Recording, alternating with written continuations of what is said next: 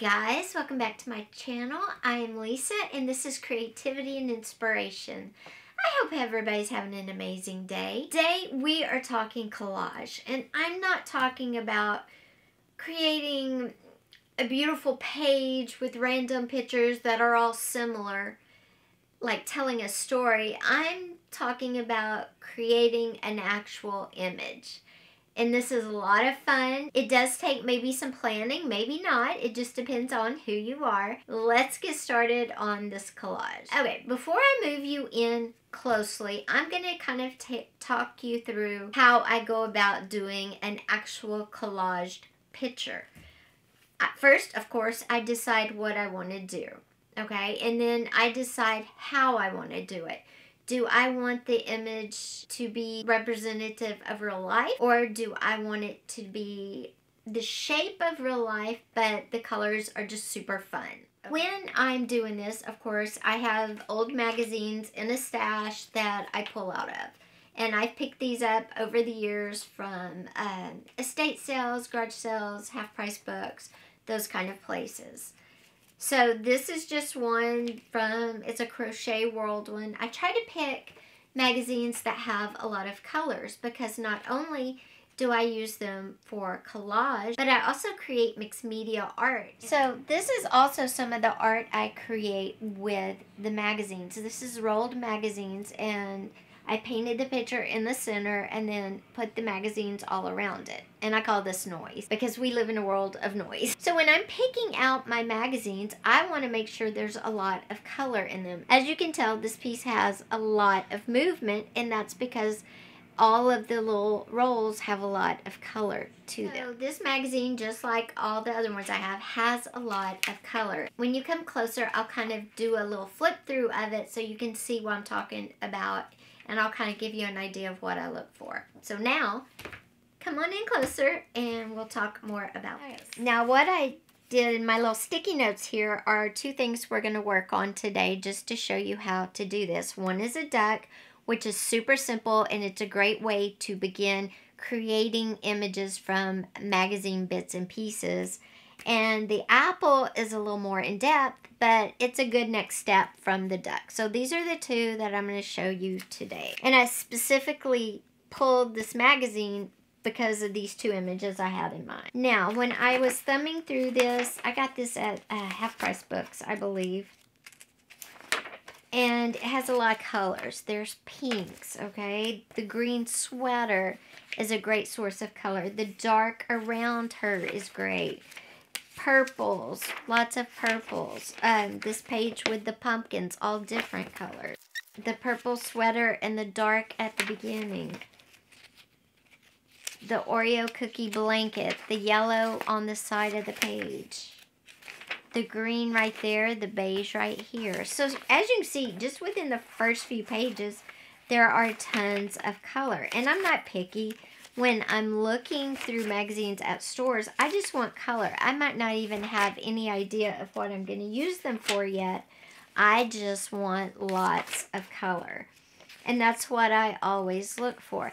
And I like it when it has a nice balance of primary colors, secondary colors, your neutrals, your black, white, your browns, tan. This is a great option. So any type of crafting magazine that has a lot of pictures is great. Any type of sewing, crochet, that kind of thing. Another good one is like sports magazines. A lot of things, they just have a great color. So the duck is just going to be like the duck neck and head, and then it's going to have the eye and the bill line. It's a great way to start if you're creating a collage image for the first time. So we're definitely going to use like all of this words for the duck head itself.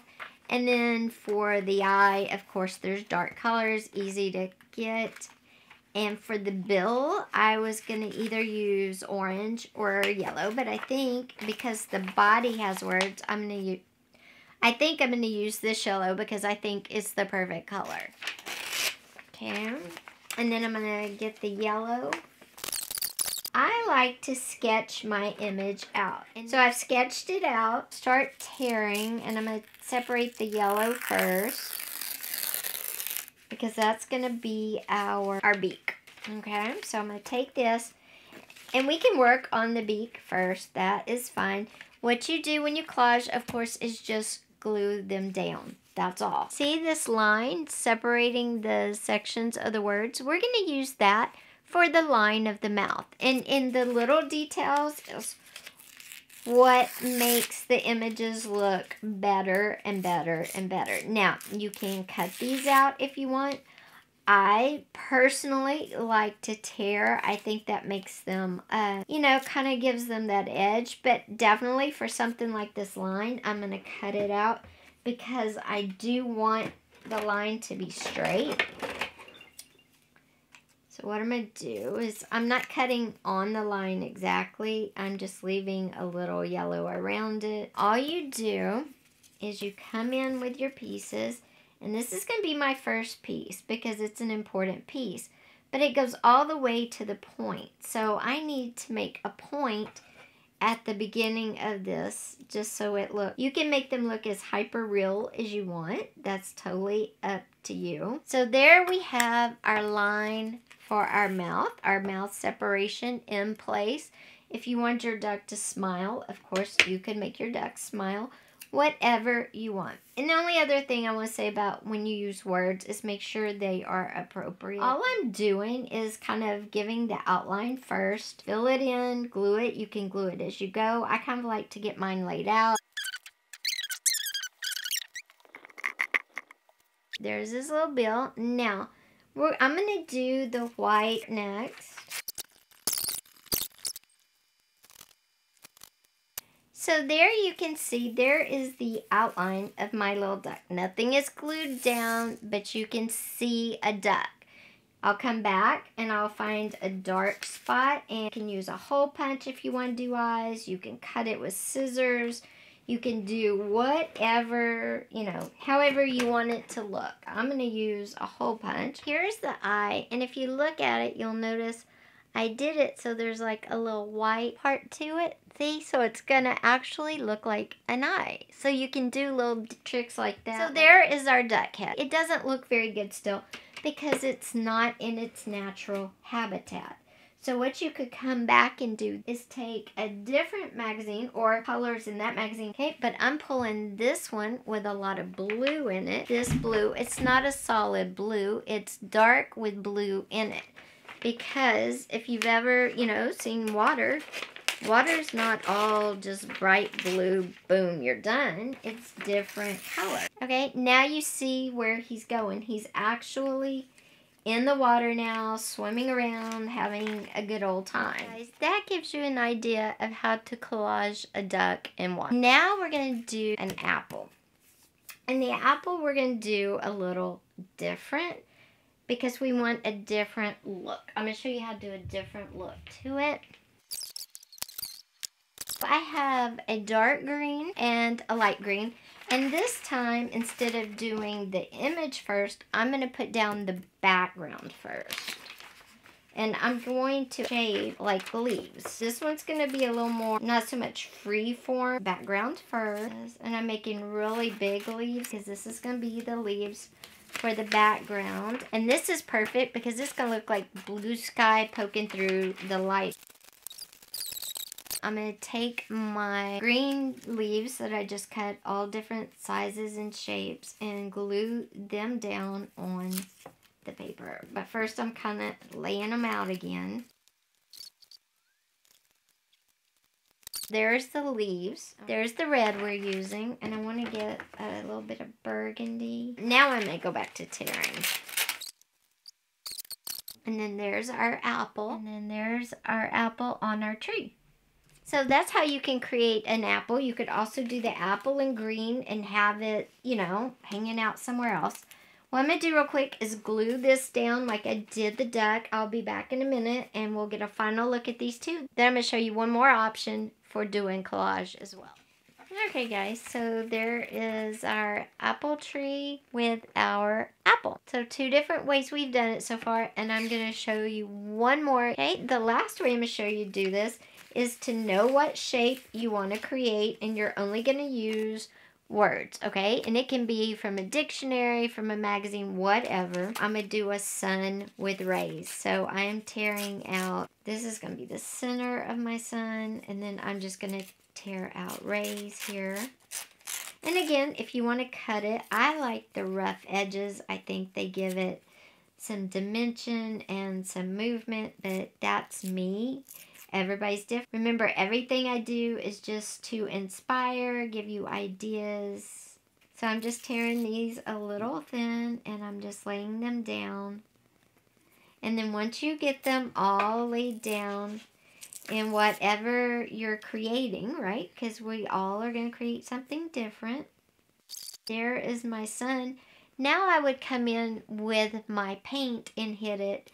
And then that's another way I could collage an image, is I could lay words, paper, magazines, dictionaries, whatever, books, all over the page, and then in shapes, of course, and then come in and paint each shape and create the scene that way as well. Hey guys, future me. I wanted to come on. I was thinking last night about our collage, and specifically about our cute little duck. Now, it's like I said yesterday when I was showing you how to do collage images, talking about creating depth with the different colors. You create texture. You know, I have a dark green and a light green that brings you in. It creates that natural, like what you see outside. And if you want them to be as real as possible or look more like real life, that's what you would do. It also adds some texture and movement to your piece. Now, on our duck, he was the basic one. The apple was like the next step up. And then this is just like another option. But on our duck, okay, step one, last night I was thinking, I want to show you how you could bring our beautiful duck here, or goose, whatever you want to call it, up to the next level. Maybe even level, you know, going over the apples, okay? And what you do, and you can do this two ways. I'm going to bring the camera down just a second. I'm going to use the same paper that we did the duck itself with, but I'm going to curl and I'm going to add some shadowing to it to add feathers to create more interest and make it just a little bit more special and not so flat on the page. You could do this. You could add different colors of paper. You could paint your paper different shades and add here and there. Totally up to you, totally however you want to do it. I'm just going to show you one way to do it, but there's multiple options available. What I'm doing is just, again, tearing, but I'm actually going to use my scissors and cut some feathers, okay? And you can make big feathers, you can make little feathers, you can make them all sizes. And some, I'm just going to use the paper itself and curl up. So I'm creating two different ones. This is a little big though. Okay, this feather I'm actually going to kind of curl. I want it to kind of, you know, flare up a bit. These are just feathers. Yes, my feathers and leaves kind of look the same. You can texturize your feathers out if you want, so they have all the little, you know, wispies and all. Okay guys, sorry the battery died, but here you go. I just added a few feathers that kind of stick out. Now you could do the whole thing and do it all the way up to his face and then put his eye on a feather like that. It just gives texture and movement. You can do them randomly like I do, like his feathers are just ruffled from being, you know, in the water, the wind, or whatever. Okay, so that's how you can take our simple duck with no feathers sticking up at all to the next level and give him some motion and movement. And you can do these like big curls, or the more glue you put and glue down, you know, the less, it's just more subtle. So I'm going to show you both ways. And I ink these. You can use a pen and come in and, you know, do some shading on them, but they give some movement. So you know, just different ideas for you. Now, back to the video. So guys, I hope you enjoyed this video about how to create actual images from collage, the different techniques, and the different ideas for putting it together, whether you create the collaged image first and then fill in the background around it, whether you lay your background first and then put your collaged image on top of that, or whether you put your background and your collaged images down and then you paint each one. It's all different and everybody will have their favorite. It just depends. If you've done collage before and created images, let me know below what technique did you use, and are you going to try one of these if you haven't? Thanks for being here today, guys. Don't forget to hit the thumbs up and that subscribe button and that little bell. Bye.